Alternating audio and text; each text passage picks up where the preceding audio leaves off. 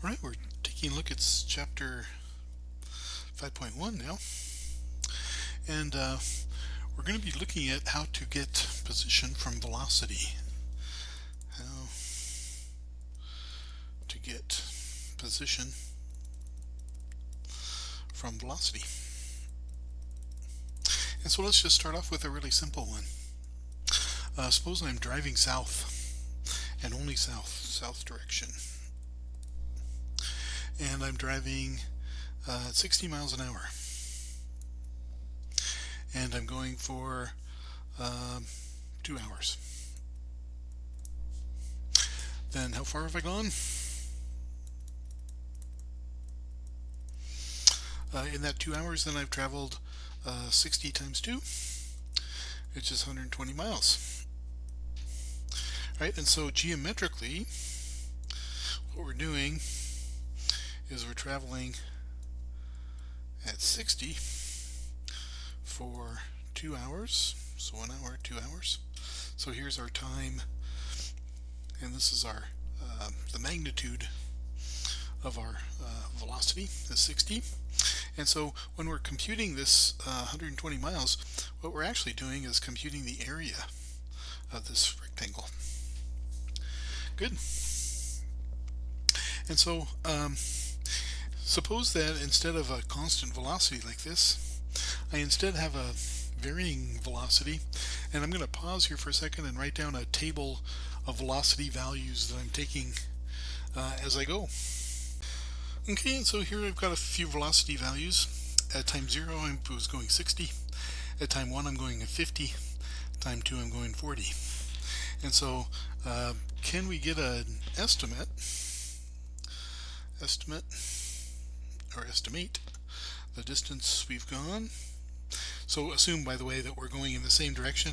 So in this case, for example, we're always traveling south. Estimate the distance in the interval from 0 to 3. Well, the way to do that is you might just try to visualize what's happening here. So this is 60, 50, 40, and so from 0 to 1 we're thinking about, we were going about 60, and then from 1 to 2 we were doing 50, and then in the last bit we're doing 40. Right, so therefore, how far have I traveled? I would sum the areas of these three rectangles together, and so that would be 60 times 1, right, times 50 times 2, or 1. Sorry, this distance down here is still 1. That's 1. So this is 1 by 60, 1 by 50, 1 by 40, and so we have 60 times 1 plus 50 times 1 plus 40 times 1. Looks like 150. Good. Alright. And so 150 miles then is the distance that I traveled over that 3 second time interval. Good. And so you can see what's happening here, right? So what happens if my velocity function isn't constant, but how about if my velocity function looks like this? So if this is my velocity, then how am I going to find the distance traveled, or the position function? Well, as you can see, you can probably guess, right, if we're starting here and ending here, then the distance we've traveled is the area under the curve.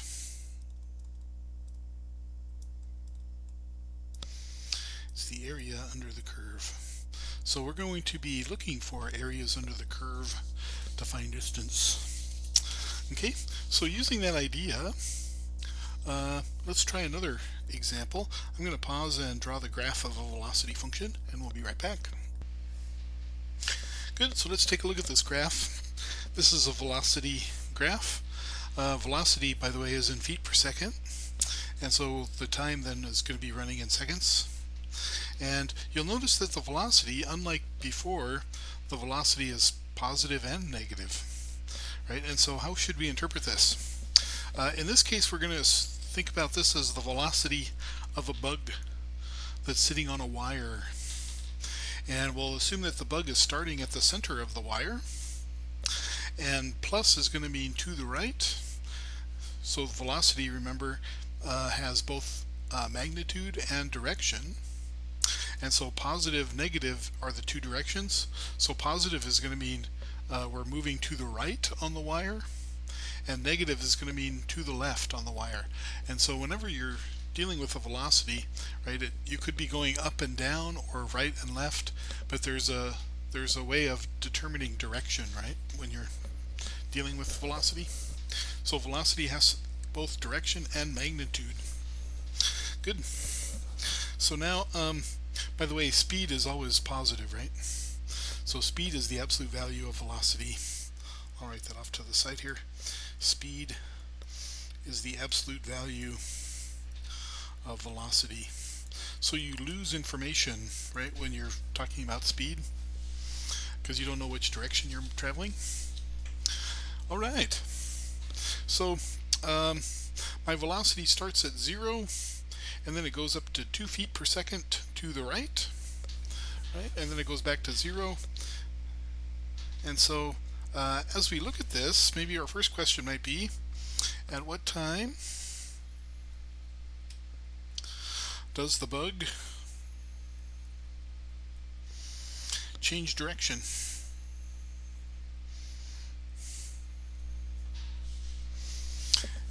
Well, like we were saying, if we're going from at time 1, right, the bug is going at like 1 foot per second to the right. Time 2, the bug is traveling at 2 feet per second to the right. At time 3, it's slowing down, but it's still traveling right. And then at time 4, we're back to a velocity of 0, so we've stopped. And then beyond that, we're traveling to the left.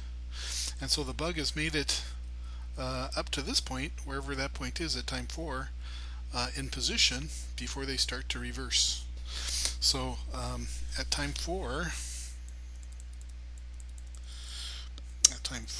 we change direction.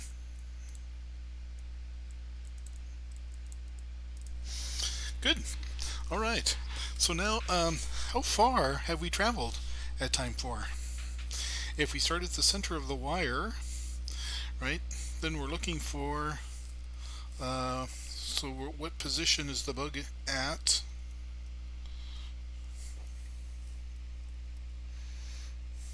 At time 4.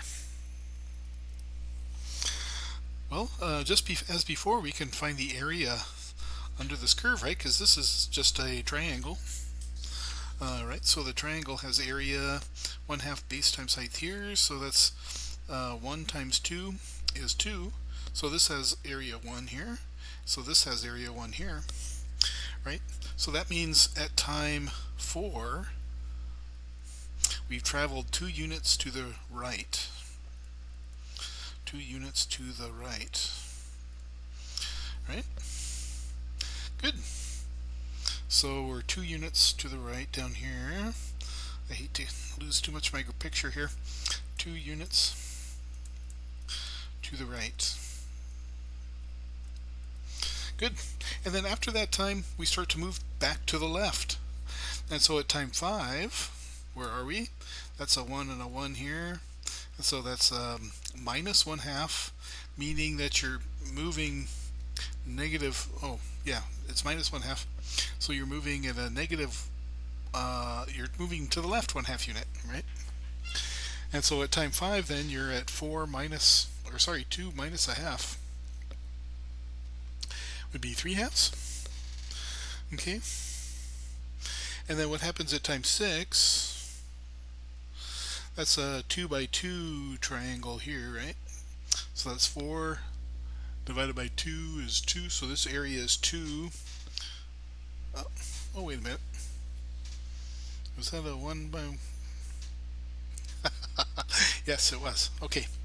So, so at this point, we've gotten back to center, right?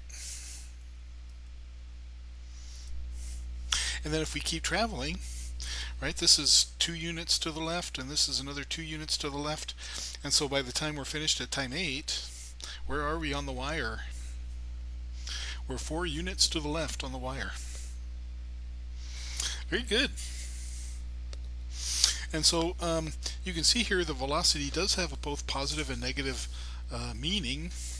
What we're going to do in the most of the rest of this section is we're just going to assume that velocity is positive. Okay, and so we're going to actually do some other kinds of estimation in the next video. We're going to do some numerical estimation instead of geometric estimation. So here, oops, sorry about that. Here we were able to estimate the area because of the nice geometric shapes that we were getting, but normally we don't get that. And so in the next video we'll start with the function x squared, and we'll approximate the area between 0 and 1. Okay, see you then.